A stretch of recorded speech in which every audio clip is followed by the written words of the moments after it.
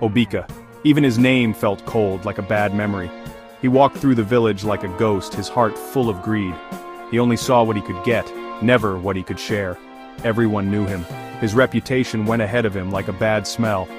They talked about his tricks, how he twisted words to get what he wanted. Obika liked it when others had bad luck.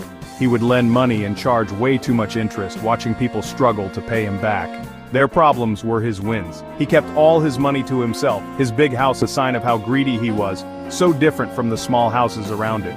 Obika thought he was smart, a winner. He didn't think he was doing anything wrong. He called his greed being smart. He didn't see the anger growing in his neighbors or hear the bad things they whispered about him. The villagers used to trade with Obika, but now they avoided him like a sickness. Their smiles disappeared when he came near, replaced by worried looks and fake politeness. The marketplace, usually noisy and full of happy bartering, went quiet when Obika showed up. The sound of children laughing, which used to be nice, now bothered him. Their happiness reminded him how empty he felt inside. He saw mothers pull their children closer when he walked by, their eyes showing fear and dislike. He felt the weight of their judgment, heavy and suffocating. He was alone in his own village, an outsider in the place he wanted to use. His once busy courtyard was now empty, the happy sounds replaced by the sound of dry leaves. The quiet was very loud. It was always there, reminding him how alone he was. Obika spent his days by himself, lost in his own thoughts, trying to make himself feel better.